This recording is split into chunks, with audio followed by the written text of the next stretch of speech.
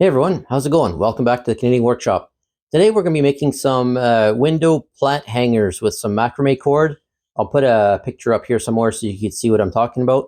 And I want to make sure that every hole that I drill in the corner of the boards is exactly the same. So I'm going to make a jig for my drill press that's going to allow me to align the corners up evenly every single time so that when I run my Forstner bit through it, the holes are going to be exactly ½ inch from each edge of the corner. If you're doing any kind of production work, whether it's welding or woodworking or anything else where you need to make repeatable cuts or repeatable holes or anything that has to be even every single time, a jig is the way to go. It'll save you time and it'll help with the accuracy of your projects. So first thing I want to do is I've got a piece of hardwood here.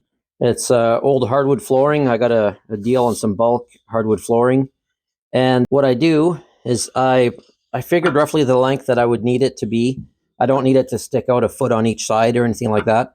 So what I did is I lined up the one edge of the wood and I put a mark underneath in the slot, in the bottom slot here on the extreme left when the board was to the right.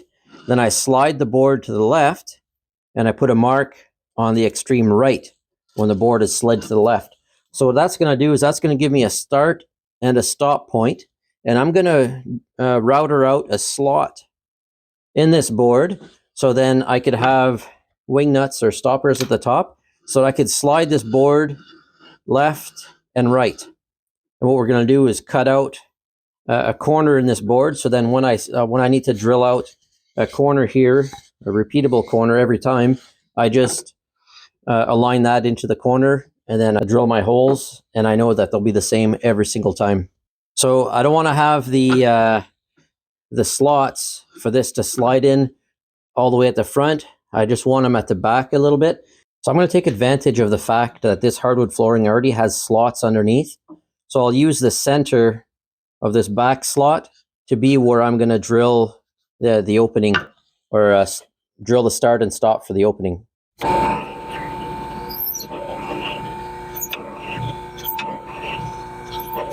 So I've got my 4 holes drilled here, and I'm just going to drill it just a little bit bigger.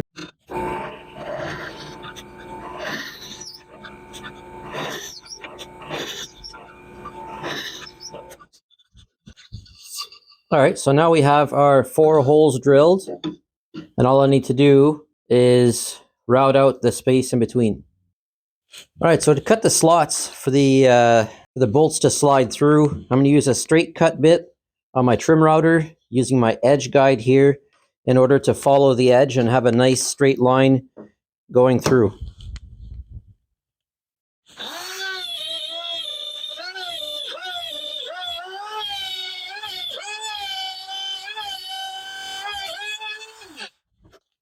I'm not going to go all the way through right on the first pass. You should never take off more than like 1/8 of an inch or so per pass. This one here, I went a little bit excessive, and you can see it was starting to smoke or burn a little bit. So I'm going to do about a little bit more than halfway with several passes on one side. Then I'll flip it over and I'll do the rest, the other half. That way I don't hit this table with my router. So I'm just going to readjust this so it's not as deep. So I'm not taking as much off. And I'll flip this around.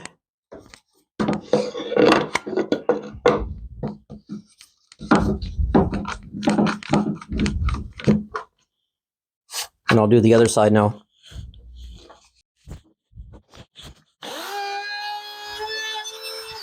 You can see it's a lot easier on the router and the router bits if you only take a little bit at a time.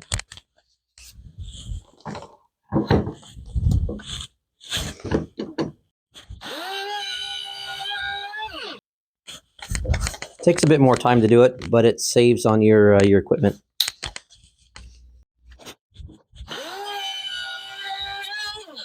There, so we're a bit more than halfway through. So then what I'll do is I'll flip this around and we'll finish it off on the other side.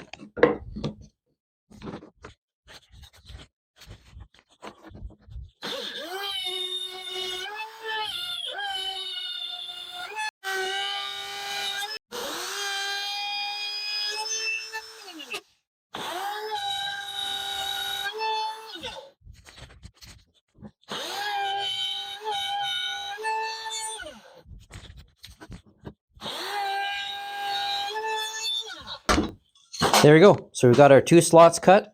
All we need to do now is cut the 90-degree corner that our pieces are going to reference to every time. All right, so now that we have our 2 slots cut that the bolts are going to go into, and it's going to allow this piece to slide left to right, we're going to put a mark here where we want the 90-degree corner to be where the pieces are going to reference to, because what we're going to want to do is have a spot where this could slide in and butt up against the end and butt up against the back. So we want to put it in a spot that's going to leave us enough material here on the end to be strong, but we want to have as much room as we can to work. Now, if I put a bolt in here, I'll be able to see how far I can actually go, and that'll help me identify where I want my corner to be. So with the bolts in, that's as far as I could go. If I go, say, an inch past the drill bit, that'll allow me to have a hole an inch from the corner. So what I'm going to do is I'm going to go an inch from this edge here and a ½ inch from the bolt holes. And that'll give me enough material, and I'll be able to slide this back or forward, and then this will be able to slide left to right to adjust that. So we'll do that. 1 inch from the end, ½ inch from the slots. The tool that I'm using here is a tool that I got from Temu, and I'm just reviewing it or trying it out first before I give it a final review. But so far, this thing has been awesome to help me mark nice straight lines. So this is what we're going to do. We're going to cut off this section here and then the end. So I'm going to start it on the table saw, and then we'll finish it off on the bandsaw. What I want to do first, though, is drill a hole right in the corner. That way what happens is if any sawdust gathers up in the corner, it's not going to stop the piece from registering properly. So we'll drill a hole in the corner, and on the underside we'll put a little bit of a taper. There, so we've got our hole drilled, and then we'll just cut the rest on the table saw and bandsaw. Now, if you're curious at all about this this fence here on my table saw, I just did a video on it on how to make it. It's actually used for my table saw, and the other side here for my built-in router on my table saw. So if you're interested at all on seeing how that's made, I've got a video out, and I'll leave a link in the description. And as well, I'm going to probably put up a card here somewhere in the video.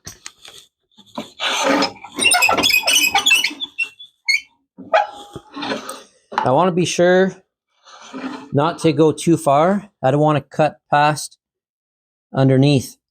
I don't want to cut into this section either on the top or the bottom. So what I'll do is I'll cut to my riving knife at the back, turn off my table saw, and then we'll finish it off on the bandsaw. For added safety, what I'm going to do here as well is I 3D printed a hedgehog style featherboard. So I'm going to set this up here just to make this cut as safe as possible. Especially if you're cutting small pieces on the table saw, you want to be as safe as you can, because they're tricky cuts to begin with.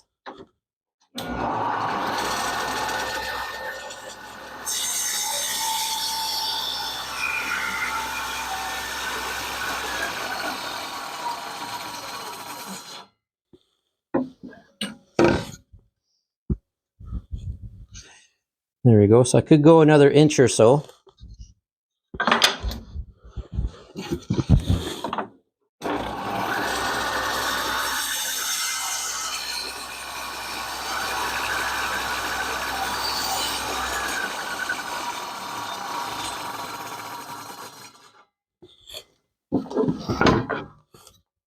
There, I don't want to get any closer than that. All right, so I'll use my bandsaw, and we'll cut off the rest.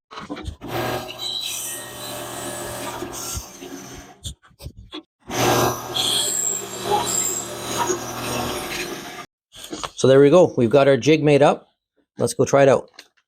So what I'm going to do is use a bolt here that I 3D printed a knob for. That piece is going to go on top. I'm going to use the offcut from this piece here. I'm going to trim it to fit underneath, and I'll put the threaded inserts into this bottom plate.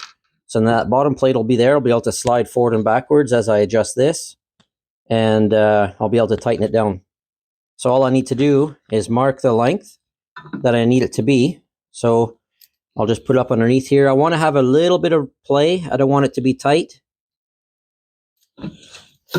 Even if I have to cut it twice there, I'll do that. So we'll cut it to this length, and then I'll come back, I'll clamp it on, and then we'll drill the holes centered for the for these threaded inserts. All right, so we got this piece cut. Now I just need to place it and mark it for the holes that we need to drill into to get these threaded inserts to fit. I just need it centered. Doesn't have to be perfect, just needs to be close. So what I'll do is I mark those. Now I'll be able to drill this out for the threaded inserts.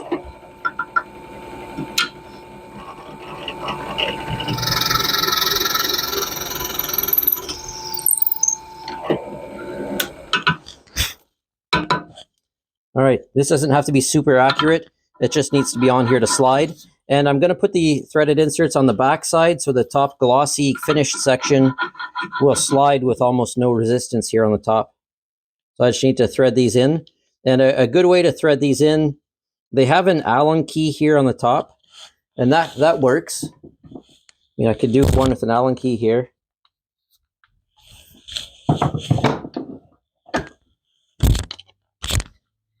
So you could thread them into an Allen key. It helps if you put a bit of wax or grease on it. But another way to do it as well is use a bolt. And what you do is you take a bolt that'll fit tight, so the head fits tight to here, and then you tighten down on the bolt. So like I have here, I threaded a bolt into it. It's a 1024 bolt. It'll vary depending on what size insert you're using. So then when you tighten the bolt up, it'll thread that insert in. And once it's tight, you can back off the bolt and the insert stays in place.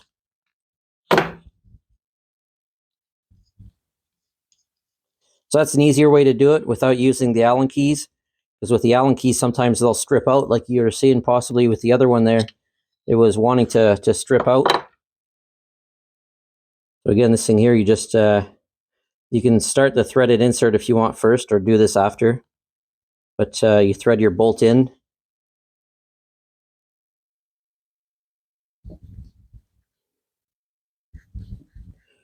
And once it's threaded in, you can start your bolt, use your ratchet, or you could even put a drill on it if you wanted to. A drill with a socket adapter. And then you can apply pressure and put it right in. So that's an easier way to put these threaded inserts in. All right, so now that we have this bottom plate made, I might trim off the edges later, just round off the corners, just make it easier to slide in and out.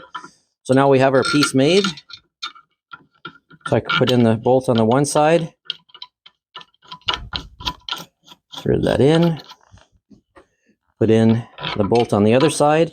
A 3D printer is really handy in a wood shop. If you're on the fence about getting one, I mean, I'd get one for sure. See, look, that's not going anywhere. I should probably bolt my drill press down, but that's good and sturdy. So now what I could do is have adjustments here for however far I want the hole to be. So it's just a quick and simple jig on a drill press to make sure that the holes that you're drilling in reference to a corner is the same from one piece to the next. Well, thanks a lot for watching. I really appreciate it. If you have any questions or comments on this project or any other projects, just leave a comment down below in this video or any of the other videos that I have out, and I'll be sure to answer as soon as I can.